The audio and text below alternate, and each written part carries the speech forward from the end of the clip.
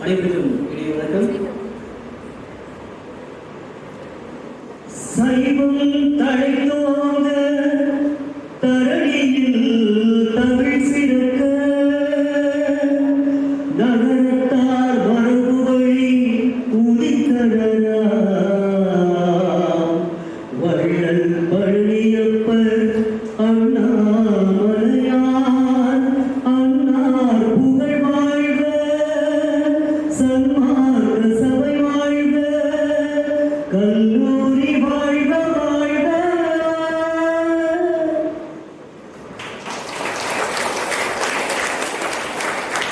இப்போதைக்கு முடிஞ்சுதான்.